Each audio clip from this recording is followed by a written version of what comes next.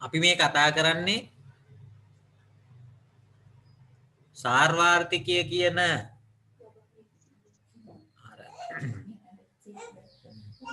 කොටසේ නැත්නම් ආර්ථික විද්‍යාවේ සාර්වාර්ථික විද්‍යාව කියන කොටස ආරම්භ කරන්න ඕනේ අපි මෙන්න මේ කියන පාඩමත් එක්ක.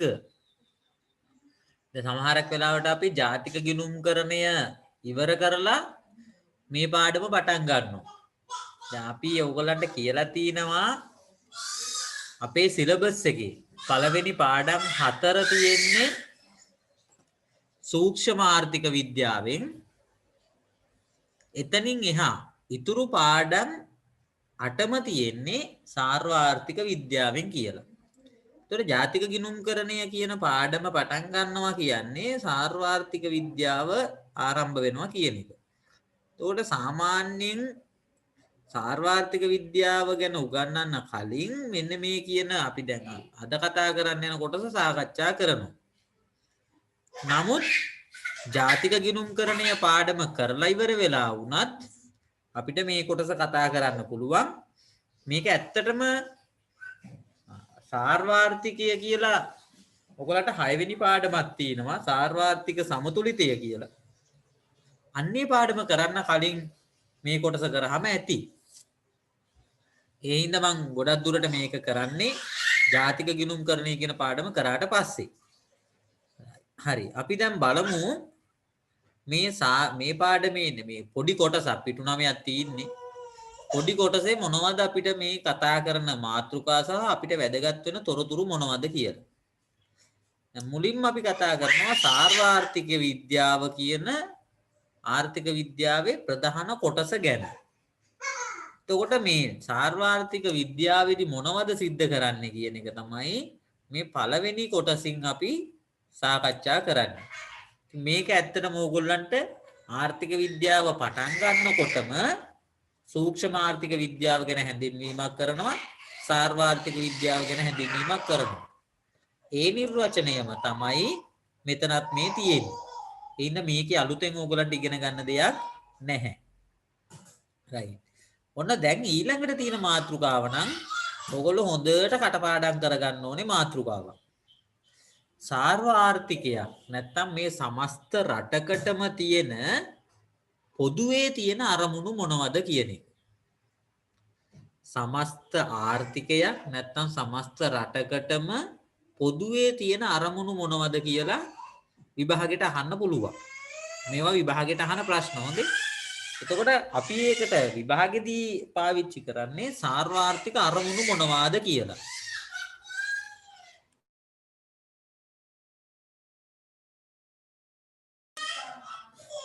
දැන් මේ සාර්වාර්ථික අරමුණු ගැන කතා කරනකොට මතක තියාගන්න හොඳට සාර්වාර්ථික අරමුණු ප්‍රධාන වශයෙන් මෙන්න මේ විදිහට කොටස් දෙකකට බෙදෙනවා.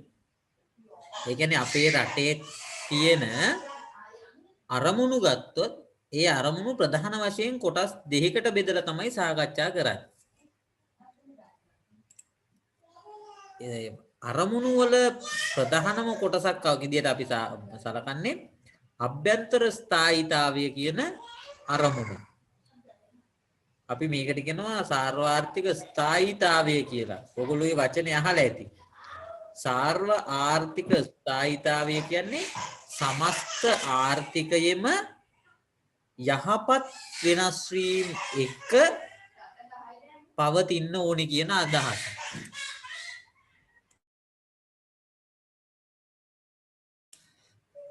හරි.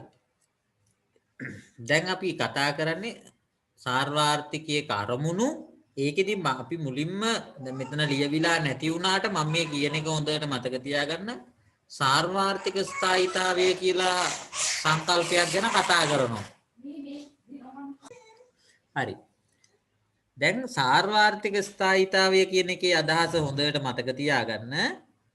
අපේ සම්පූර්ණ ආර්ථිකයේම අයහපත් විචලනයන් වෙන්නේ නැතුව, ඒ කියන්නේ නරක දේවල් සිද්ධ වෙන්නේ නැතුව හොඳට ආර්ථිකයේ ක්‍රියාකාරීත්වයක් තියෙනවා නම් අපි අන්න එකට කියනවා සාර්වාර්ථික ස්ථායීතාවය කියලා. ඒක ගැන තවදුරටත් ඉස්සරහට කතා කරනවා. ඒ සමස්ත ආර්ථිකයේම ස්ථායීතාවය පෙන්නන විදි දෙකක් තියෙනවා. එකක් තමයි රට තුල සිද්ධ වෙන දේවල් වල හැසිරීම. රට තුල සිද්ධ වෙන දේවල් හොඳට හැසිරෙනවා නම් අපි ඒකට කියනවා අභ්‍යන්තර ස්ථායීතාවය කියලා. ඒ වගේම රට තවත් රටවල් සමග ගනුදෙනු කරනකොට ඒවායේ හැසිරීම කොහොමද කියලා බලනවා. එතකොට රටක් තවත් රටවල් සමග ගනුදෙනු කරනකොට ඒවත් යහපත් විදියට හැසිරෙනවා නම් අපි කියනවා බාහිර ස්ථායීතාවය තියෙනවා කියලා. අන්න එහෙමනම් අපිට පේනවා රටක ස්ථායීතාවය කොටස් දෙකකින් තමයි හැදෙන්නේ. එකක් තමයි අභ්‍යන්තර ස්ථායීතාවය.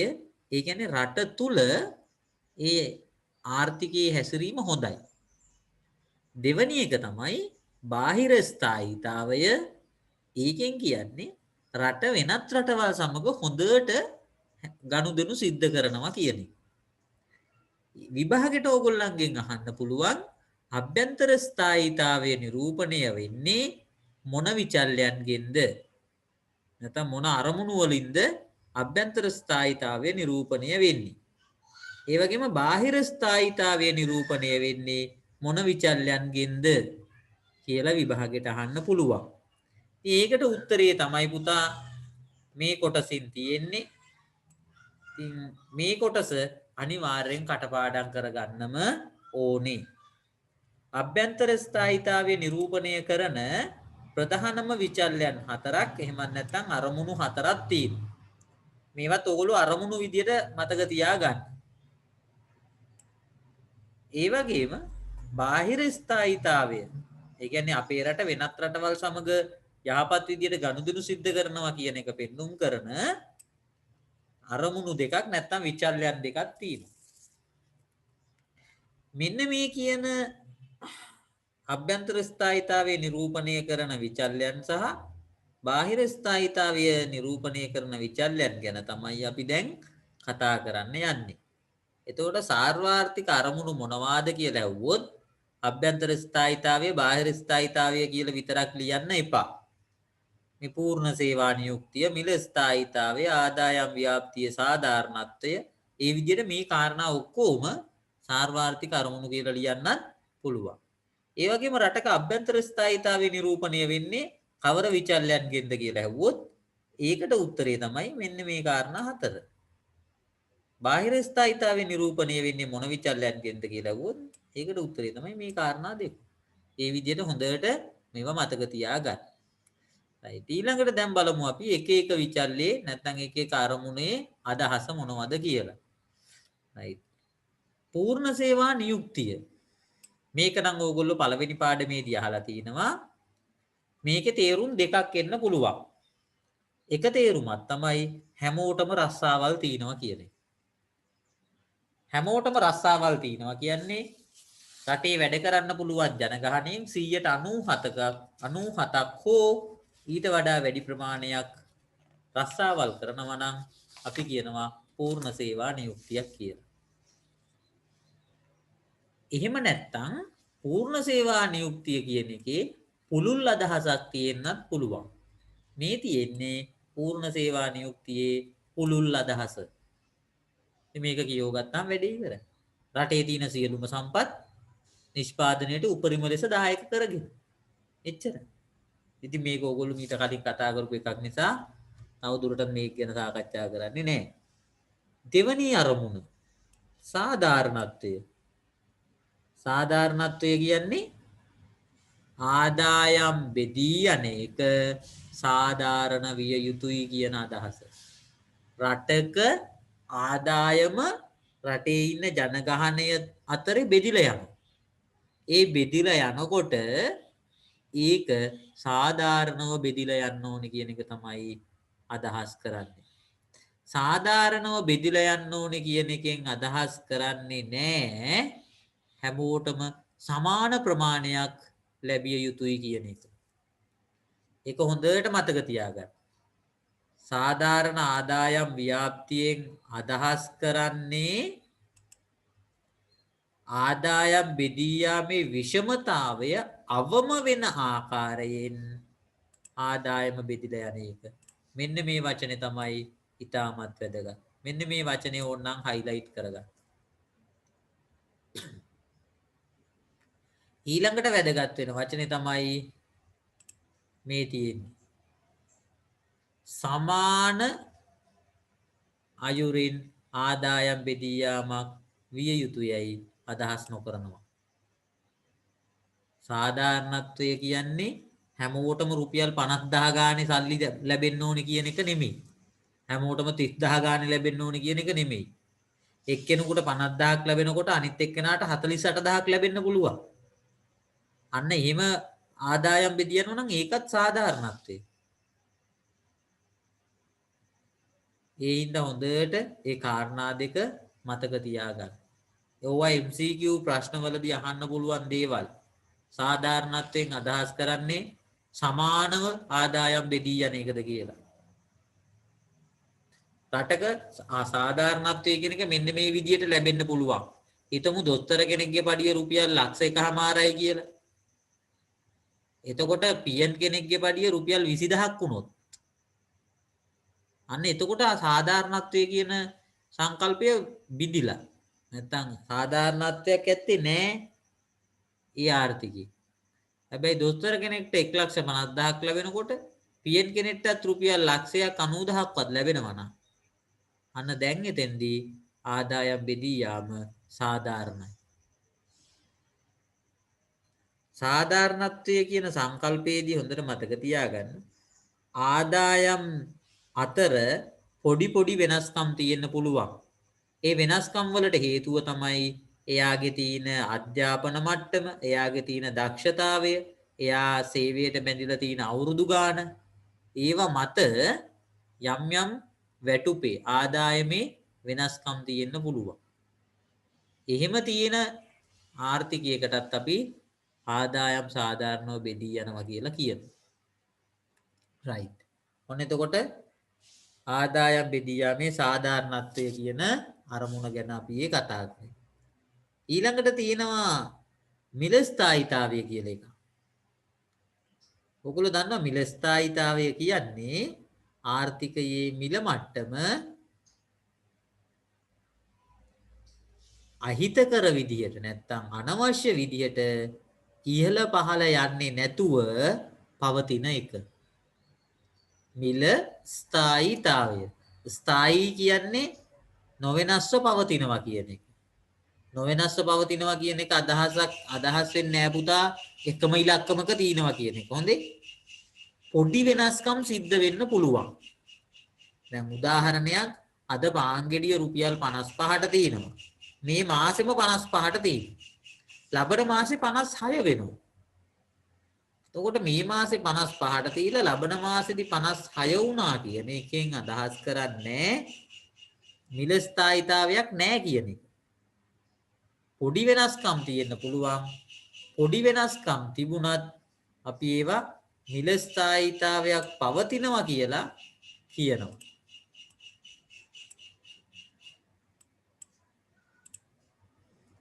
right. ඒතර මිල ස්ථායීතාවය නැහැ කියන්නේ අද 50ට තියෙන භාණ්ඩේ හෙට 70ට යනවනම් අන්න එතකොට අපි කියනවා මිල ස්ථායීතාවයක් නැහැ කියලා.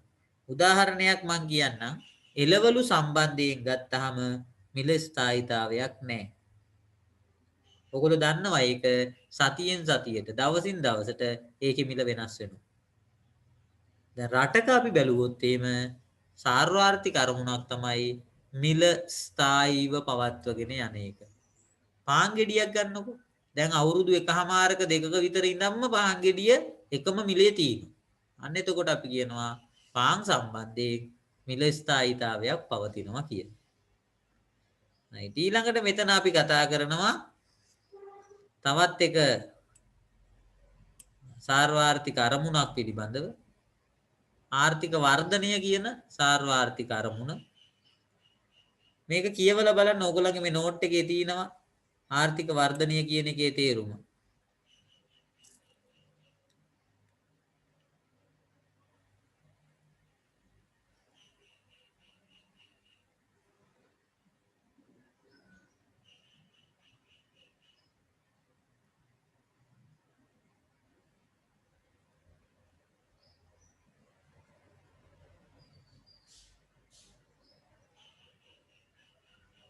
හොඳට මතක තියාගන්න මෙන්න මේක. විභාගෙට අහන්න පුළුවන් ආර්ථික වර්ධනය කියන්නේ රටක මූර්ත නිෂ්පාදිතයේ අඛණ්ඩව සිද්ධ වෙන ඉහළ යාමද එහෙමත් නැත්නම් විභව නිමැවුමේ ඉහළ යාමද කියලා. මෙන්න මේ දෙකෙන් එකක් අහන්න පුළුවන්. මේකද උත්තරේ ආර්ථික වර්ධනය කියන එකේ හොඳේ. නැත්නම් මේකද උත්තරේ. ආර්ථික වර්ධනය. මූර්ත නිෂ්පාදිතය ඉහළ යාම කියන එකද ආර්ථික වර්ධනයේ නිවැරදිම නිර්වචනය. එහෙමත් නැත්නම් විභව නිමැවුමේ ඉහළ යාම කියන එකද. දැන් ඕගොල්ලන්ට එතන ගැටලුවක් එනවා. විභාගෙට ওই දෙකම තියෙන්න පුළුවන්. මතක තියාගන්න. හරි උත්තරය තමයි විභව නිමැවුමේ ඉහළ යාම. ඒක තමයි හරිම උත්තරේ. හරිද? විභව නිමැවුමේ ඉහළ යාම කියන අදහස තමයි ආර්ථික වර්ධනයේ ඔරිජිනල් නිර්වචනය. ඒ විභව නිමැවුම ඉහළ යන්න පටන් ගන්නකොට තමයි පුතා රටක මූර්ත නිෂ්පාදිතයේ ඉහළ යාමක් සිද්ධ වෙන්නේ. ඒ ඉඳ හොඳට මතක තියාගන්න විභව නිමැවුමේ ඉහළ යාම තමයි ආර්ථික වර්ධනය කියන එකේ ඔරිජිනල් නිර්වචනය. එහෙනම් හරි නේද? මේක පොඩ්ඩක් මාක් කරගන්න. මේ දෙවනියට කොටු කරලා තියෙන නිර්වචනය තමයි ආර්ථික වර්ධනයේ ඔරිජිනල්ම නිර්වචනය. හැබැයි පළවෙනි නිර්වචනය විභාගයට ලිව්වා කියලා වැරදි දාන්නේ නැහැ. පළවෙනි නිර්වචනය ලියලා මෙන්න මේ අදහසත් මේ දෙවනියට ලියලා තියෙන අදහසත් ඕගොල්ලෝ අනිවාර්යයෙන්ම ලියන්න. right. එතනින් එහාට තියෙන්නේ මේ පළවෙනි පාඩම සම්බන්ධයෙන් අපි කතා කරපු දේවල්. ආර්ථික වර්ධනයක් සිද්ධ වෙනකොට වෙන්න නම් සම්පත් සම්භාරයේ එහෙම නැත්නම් සම්පත් වල ඵලදායීතාවයේ එහෙම නැත්නම් තාක්ෂණයේ දියුණු වීමක් බලපෑම් කරනවලු. ඒවනම් පළවෙනි පාඩමේදීත් අපි කතා කරපු සංකල්ප. ඉතින් ඒකේ මහ ලොකු දෙයක් ඇත්තේ නැහැ. ඊළඟට අපි කතා කරනවා මේ සාර්වාර්ථික අරමුණු එකකට එකක් ගැටෙනවද කියන එක. සාර්වාර්ථික අරමුණු කීපයක් තියෙනවානේ. ආර්ථික වර්ධනය කියලා අරමුණක් තියෙනවා. මිල ස්ථායීතාවය කියලා අරමුණක් තියෙනවා. දැන් ආර්ථික වර්ධනය කියන අරමුණ ඉෂ්ට කරනකොට අපි අපේ රටේ නිෂ්පාදනය වැඩි කරන්න ඕනේ. එතකොට තමයි ආර්ථික වර්ධනයක් සිද්ධ වෙන්නේ. තව අරමුණක් තියෙනවා මිල ස්ථායීතාවය කියලා. මිල ස්ථායීතාවය කියන එකෙන් අදහස් වෙන්නේ රටේ භාණ්ඩ හා සේවාවල මිල ස්ථාවරව පවත්වගෙන යනවා කියන එක. ඒකේ ලස්සනම වචනේ තමයි පුතේ ආර්ථිකයක භාණ්ඩ හා සේවාවල මිල මට්ටමේ අහිතකර විචල්යන්ගෙන් තොරව පවත්වගෙන යනවා. එතකොට එතෙන්දි කියන්නේ ස්ථාවරවම තියනවා කියලා. අහිතකර විචල්යන්ගෙන් තොරව. ඒක කියන්නේ පොඩි පොඩි වෙනස්කම් වෙන්න පුළුවන් කියන අදහස. එතකොට මිල ස්ථායීතාවය කියන එකේදී මිල මට්ටම් අහිතකර ලෙස වෙනස් වෙන්න බෑ. ආර්ථික වර්ධනය කියන අරමුණේදී රටේ නිෂ්පාදනය ඉහළ යන්න ඕනේ. අපි සාමාන්‍යයෙන් දන්නවා ආර්ථික වර්ධනයක් වෙනකොට රටේ නිෂ්පාදනය වැඩි වෙනවා. රටේ නිෂ්පාදනය වැඩි වෙනවා කියන්නේ මිනිස්සුන්ගේ ආදායම වැඩි වෙනවා. මිනිස්සුන්ගේ ආදායම වැඩි වෙනකොට මොකද වෙන්නේ? ඒ මිනිස්සු පරිභෝජනය කරන ප්‍රමාණය වැඩි කරනවා. පරිභෝජනය කරන ප්‍රමාණය වැඩි කරනවා කියන්නේ පුතේ භාණ්ඩ හා සේවා සඳහා තියෙන ඉල්ලුම වැඩි වෙනවා. භාණ්ඩ වලට තියෙන ඉල්ලුම වැඩි වෙනකොට මොකද වෙන්නේ? දැන් අන්න දෙවෙනි පාඩම. ඉල්ලුම වැඩි වෙන්න භාණ්ඩ වල මිල ඉහළ යනවා. දැන් භාණ්ඩ වල මිල ඉහළ යනකොට අන්න දැන් ප්‍රශ්නයක් එනවා. ආර්ථිකයේ තියෙන එක අරමුණක් තමයි භාණ්ඩ වල මිල එකම මට්ටමක පවත්වගෙන යන එක. ඒකත් අරමුණක් නේ. ඒක තමයි මිල ස්ථායීතාවය කියන අරමුණ. දැන් අන්න ආර්ථික වර්ධනය වෙන්න මිල ස්ථායීව තියන් යන්න බැරි වෙනවා. ඒ නිසා අපි කියනවා සාර්වාර්ථික අරමුණු අතර ගැටීමක් තියෙනවා. එක අරමුණක් ඉෂ්ට කරගන්න යනකොට අනිත් අරමුණ ඉබේම කඩ වෙලා යනවා. ඒකට උදාහරණයක් විදිහට තමයි මේ අරමුණු දෙක දීලා තියෙන්නේ. ආර්ථික වර්ධනයත් එක්ක ගැටෙන අරමුණක් තමයි නිල ස්ථායීතාවය හේවත් උද්දමනය පාලනය කිරීම කියන අරමුණ. මේ නෝට් එක ආපහු පාරක් කියව ගන්න. එතකොට මේවා තව ටිකක් තේරෙයි. right ඊළඟට බලන්න තව අරමුණු දෙකක් දීලා තිනවා එකිනෙකට ගැටෙන. ආර්ථික වර්ධනය සහ අර ආදායම් ව්‍යාප්ති විෂමතාවම කරනවා. මේ ආදායම් ව්‍යාප්ති විෂමතාවම කරනවා කියන්නේ සාධාරණ ආදායම් ව්‍යාප්තිය කියන අරමුණ. ඒතර ආර්ථික වර්ධනය කියන අරමුණයිත් සාධාරණ ආදායම් ව්‍යාප්තිය කියන අරමුණත් එකිනෙකට ගැටෙනවලු. කොහොමද ඒක වෙන්නේ? ආර්ථික වර්ධනයක් ඇති කරනකොට අනිවාර්යයෙන්ම නිෂ්පාදනය වැඩි වෙලා මිනිස්සුන්ගේ ආදායම වැඩි වෙනවා. ඒ වැඩි වෙන්නේ කොහොමද? අපි දන්නවා ඉහළ ආදායම් ලබන අය තව දුරටත් ඉහළ ආදායම්ම ලබනවා. ඒ කියන්නේ වැඩිපුර සල්ලි තියෙන කට්ටිය තව තවත් වැඩිපුර සල්ලි හොයනවා. එතකොට ධනවත් පුද්ගලයෝ ළඟට රැස් වෙන මුදල් ප්‍රමාණය තව තවත් වැඩි වෙනවා. නමුත් ධනෙ අඩු පුද්ගලයෝ ළඟට රැස් වෙන මුදල් ප්‍රමාණය ටිකක් අඩුවෙන් තමයි ඒගොල්ලෝ ළඟට ගලාගෙන යන්නේ. එතකොට ඉහළ ආදායම් උපයන අය ළඟට තවත් වැඩිපුර මුදල් ප්‍රමාණයක් ගලාගෙන යනවා. පහළ ආදායම් උපයන අය ළඟට බොහොම සුළු ආදායම් ප්‍රමාණයක් තමයි ගලාගෙන යන්නේ. එතකොට සාධාරණ ආදායම් ව්‍යාප්ත වෙලාද? අන්න දැන් සාධාරණ ආදායම් ව්‍යාප්තිය කියන අරමුණ ඉෂ්ට වෙන්නේ නැහැ. ආර්ථික වර්ධනයකදී සිද්ධ වෙන්නේ රටේ තියෙන සල්ලි ප්‍රමාණය වැඩි වෙනවා. හැබැයි ඒ සල්ලි ප්‍රමාණයෙන් වැඩි මුදල් ප්‍රමාණයක් ගලාගෙන යන්නේ ලොකු සල්ලි තියන අයටමයි. ඒ මුදල් ආදායමෙන් පොඩි ප්‍රමාණයක් තමයි අඩු ආදායම් ලබන අයට ගලාගෙන යන්නේ. එතකොට අන්න ආදායම් ව්‍යාප්තියේ තව තවත් විෂමතා ඇති වෙනවා. ඒ නිසා අපි කියනවා ආර්ථික වර්ධනය කියන අරමුණ ඉෂ්ට වෙනකොට සාධාරණ ආදායම් ව්‍යාප්තිය කියන අරමුණ නැති වෙලා යනවා කියලා. ඊළඟට දීලා තියෙනවා තවත් උදාහරණයක්.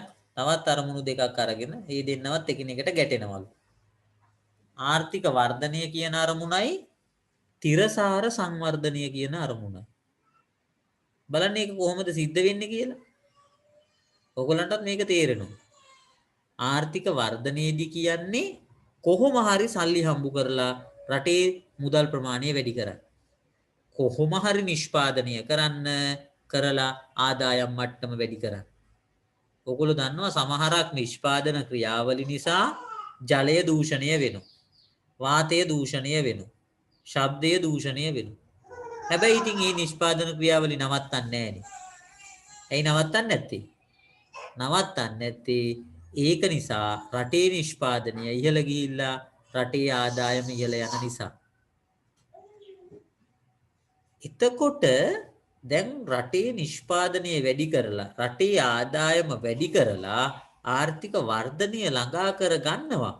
හැබැයි රටේ පරිසරයට මොකද වෙන්නේ?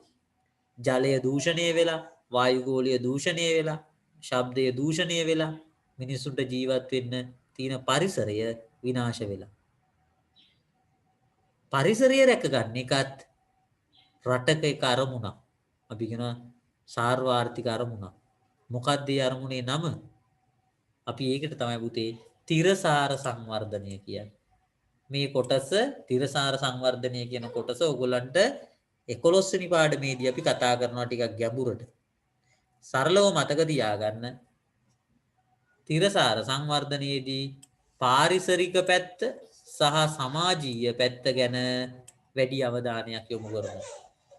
මිනිස්සුන්ගේ සමාජීය පැතිකඩ සහ මේ පරිසරයට වන බලපෑම පිළිබඳ වැඩි අවධානයක් යොමු කරන එක තමයි තිරසාර සංවර්ධනයේදී සිද්ධ වෙන්නේ. එතකොට තිරසාර සංවර්ධනය කියන අරමුණ ඉෂ්ට වෙන්න නම් පරිසරය රැකිලා තියෙන්නත් ඕනේ. මිනිස්සුන්ගේ සමාජීය පැතිකඩ, ඒ කියන්නේ අධ්‍යාපනය, සෞඛ්‍ය වගේ දේවලුත් මිනිස්සුන්ට හොඳට ලැබිලා තියෙන්න ඕනේ. මිනිස්සුන්ට සල්ලි ටිකකුත් ලැබිලා තියෙන්න ඕනේ. නමුත් ආර්ථික වර්ධනයේදී බලන්නේ මිනිස්සුන්ගේ අතට ලැබෙන සල්ලි ප්‍රමාණය විතරයි. එතකොට අපිට පේනවා ආර්ථික වර්ධනයක් ළඟා කරගන්න ලේසි වුණාට ඒ නිසා තිරසාර සංවර්ධනය කියන අරමුණ අපෙන් කඩ වෙලා යනවා. විශේෂයෙන්ම පරිසරය විනාශ වීම නිසා තිරසාර සංවර්ධනය කියන අරමුණ ඉෂ්ට කරගන්න අමාරු වෙනවා.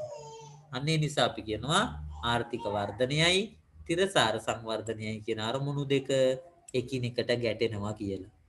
මේ ටයිප් කරලා තියෙන කොටස් ටිකත් පොඩ්ඩක් කියව ගන්න. නෝට් එක ලියාගත්තු ළමයි ඒ කොටස ආපහු පොඩ්ඩක් කියව ගන්න. ඊළඟට තවත් අරමුණු දෙකක් දීලා තිනවා එකිනෙකට ගැටෙන ඒවා විදියට. පූර්ණ සේවා නියුක්තියයි ආර්ථික ස්ථායීතාවයයි. ආර්ථික ස්ථායීතාවය කියන එකෙන් මෙතනදී අදහස් කරන්නේ මිල ස්ථායීතාවය කියන අදහස. පූර්ණ සේවා නියුක්තිය කියන එකේදී අපිට තේරෙනවා හැම මිනිහටම රස්සාවක් ලැබෙනවා. එතකොට පූර්ණ සේවා නියුක්තිය ඉෂ්ට වුණොත් අන්න මිනිස්සු ඔක්කොටම රස්සාවල් ලැබිලා. දැන් මිනිස්සු හැමෝම රැකියාවක් කරනවා. එතකොට මේ මිනිස්සුන්ගේ අතර ලැබෙන මුදල් ප්‍රමාණය වැඩි වෙනවා. කියන්නේ මිනිස්සුන්ගේ ආදායම් මට්ටම ඉහළ යනවා. මිනිස්සුන්ගේ ආදායම් මට්ටම ඉහළ යන්න මිනිස්සු පරිභෝජනය වැඩි කරනවා. පරිභෝජනය වැඩි කරනවා කියන්නේ භාණ්ඩ වලට තියෙන ඉල්ලුම වැඩි කරනවා. භාණ්ඩ වලට තියෙන ඉල්ලුම වැඩි කරන්න මිල ස්ථායීතාව මොකද වෙන්නේ? භාණ්ඩ වලට තියෙන ඉල්ලුම වැඩි කරන්න භාණ්ඩ වල මිල ඉහළ යනවා. එතකොට මිල ස්ථායීතාවය කියන අරමුණ ඉෂ්ට වෙන්නේ නැතුව යනවා. ඒ නිසා අපි කියනවා පූර්ණ සේවා නියුක්තිය කියන අරමුණ ඉෂ්ට වෙනකොට ආර්ථික ස්ථායීතාවය කියන අරමුණ ඉෂ්ට වෙන්නේ නැතුව යනවා කියලා. right මෙන්න මේ විදිහට අපිට සාර්වාර්ථික අරමුණු අතර ගැටීමක් පෙන්වන්න පුළුවන්. දැන් ඕගොල්ලෝ try කරන්න ඕනේ මේකේ තියෙන අරමුණු අරගෙන මොන අරමුණ කුමන අරමුණක් එක්ක ගැටෙනවද කියලා පොඩ්ඩක් හොයලා බලන්න. එහෙම හොයලා බලලා තේරෙන්නේ නැත්නම් අඩුම ගානේ මේ උදාහරණ හතරවත් මතක තියාගන්න ඕනේ. right ඊළඟට අපි කතා කරන්නේ සාර්වාර්ථිකයක තියෙන විචල්යන් මොනවද කියන එක. නැත්නම් අපි කියනවා සාර්වාර්ථිකයකට මේ අපේ රටට බලපෑම් කරන කට්ටිය කවුද? අන්නේ ආර්ථිකයක ක්‍රියාකාරීත්වයට බලපෑම් කරන කට්ටියට තමයි අපි කියන්නේ සාර්වාර්ථික විචල්යන් කියලා. right බලන්න ඕගොල්ලෝ නෝට් එකේ ලියාගෙනත් ඇති. මේ විචල්යන් ටික නිකන් එකපාරක් කියව ගන්න බලන්න. මේ ඕගොල්ලෝ මීට කලින් අහලා තියෙන වචනද බලන්න. සාර්වාර්ථික විචල්යන් කීපයක්. ජාතික නිමැවුම කියන විචල්ය. සේවා නියුක්තිය, ඒ කියන්නේ රස්සාවල් කරන ප්‍රමාණය. මිල මට්ටම, රටේ භාණ්ඩ හා සේවාවල පොදු මිල කීයද? ගෙවුම් ශේෂය. ජාතික ගිණුම් පාඩමේදී අපි පොඩ්ඩක් කතා කරා. රටක් වෙනත් රටක් සමග කරපු ගනුදෙනු වල ශුද්ධ බලපෑමට තමයි අපි ගෙවුම් ශේෂය කියලා කියන්නේ. විනිමය අනුපාතිකය. රටක මුදල් ඒකකයක් තවත් රටක මුදල් ඒකකයක් එක්ක හුවමාරු වෙන අනුපාතයට තමයි අපි විනිමය අනුපාතිකය කියන්නේ. උදාහරණයක් ඩොලර් එකක් ශ්‍රී ලංකා රුපියල් 188යි කියලා කියනවා නම් අන්න අපි කියනවා විනිමය අනුපාතිකයක් කියලා. ඊළඟට රටක තියෙනවා පොලි අනුපාතිකය කියලා එකක්. මේකේ කොටස් දෙකක් තියෙනවා ප්‍රධාන වශයෙන්. එකක් තමයි තැන්පතු පොලි අනුපාතිකය, අනිත් එක තමයි ණය පොලි අනුපාතිකය. අපේ රටේ දැන් සාමාන්‍ය ණය පොලි අනුපාතිකය 9%යි. තැන්පතු පොලි අනුපාතිකය 3.5යි 4යි වගේ ප්‍රමාණයක්. අන්නේ කියන කට්ටිය, ඒ කියන විචල්යන් තමයි සාර්වාර්ථික විචල්යන් කියලා සලකන්නේ. අපි හැබැයි මේවා කතා කරා. අපි කිව්වා සූක්ෂම ආර්ථික විද්‍යාවට අයිති සංකල්ප මොනවද? සාර්වාර්ථික විද්‍යාවට අයිති සංකල්ප මොනවද කියලා. මේ තියෙන්නේ සාර්වාර්ථික විද්‍යාවට අයිති සංකල්ප. මීට අමතරව තව ඕන තරම් තියෙනවා. ආයෝජනය කොච්චරද? දලදේශීය වියදම කොච්චරද? දලදේශීය නිෂ්පාදිතය මත වියදම කොච්චරද? මේ කියන දේවල් පවා සාර්වාර්ථික විචල්යන් කියලා තමයි සලකන්නේ. එතකොට අර පළවෙනි පාඩමේ දැනුම මෙතනදිත් ඕන වෙනවා. එතනදී යම් කිසි දෙයක් තේරුනේ නැත්නම් දැන් අන්න ඕගොල්ලන්ට ලේසි තැනක් හම්බ වෙනවා. මෙතන තියෙන කාරණා ටික ඔලුවට දාගත්තොත් සාර්වාර්ථික විචල්යන් මොනවද? සූක්ෂම ආර්ථික විචල්යන් මොනවද කියලා හොයාගන්න ලේසි. right ඊළඟට මතක තියාගන්න ඕනේ මේ සියලුම විචල්යන් ගැන අපි ඉගෙන ගන්නේ ඇයි? එකම හේතුව තමයි මේ විචල්යන් පදනම් කරගෙන තමයි සාර්වාර්ථික අරමුණු ගොඩ නගා ගන්නෙ. දැන් මේ ජාතික නිමැවුම කියන විචල්්‍ය පදනම් කරගෙන තමයි අපි මොකක් හරි එක සාර්වාර්ථික අරමුණක් හදාගෙන තියෙන්නේ. සේවා නියුක්තිය කියන විචල්්‍ය පාවිච්චි කළා තමයි මොකක් හරි සාර්වාර්ථික අරමුණක් හදාගෙන තියෙන්නේ. අපි බලමු එහෙම හදාගත්තු සාර්වාර්ථික අරමුණු මොනවද කියලා. මෙන්න තියෙනවා. ජාතික නිෂ්පාදිතය. එහෙම නැත්නම් අපි මේකට කියනවා දලදේශීය නිෂ්පාදිතය කියලා. දලදේශීය නිෂ්පාදිතය ජාතික නිෂ්පාදිතය පාවිච්චි කරලා හදාගත්තු අරමුණ තමයි ආර්ථික වර්ධනය කියන සාර්වාර්ථික අරමුණ. එහෙනම් මේ හිස්තැනට ඕගොල්ලෝ ලියා ගන්න ඕනේ ආර්ථික වර්ධනය කියන අරමුණ. මෙතෙන්ට ලියා ගන්න ආර්ථික වර්ධනය.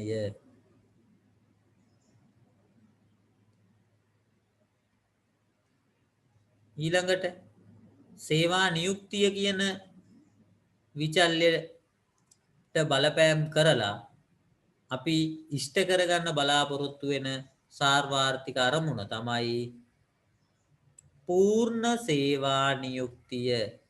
මෙතෙන්ට ලියා ගන්න පූර්ණ සේවා නියුක්තිය. තමන්ගේ නෝට් එකේ ලියා ගන්න.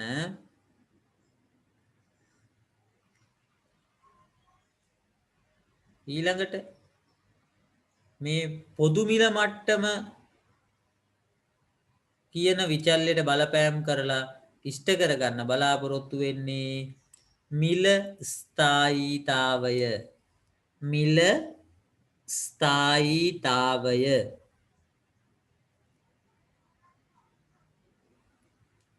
අවසාන එක ගෙවුම් ශේෂය කියන විචල්්‍යයට බලපෑම් කරලා අපි ඉෂ්ට කරගන්න බලාපොරොත්තු වෙන්නේ බාහිර ස්ථායීතාවය. බාහිර ස්ථායීතාවය.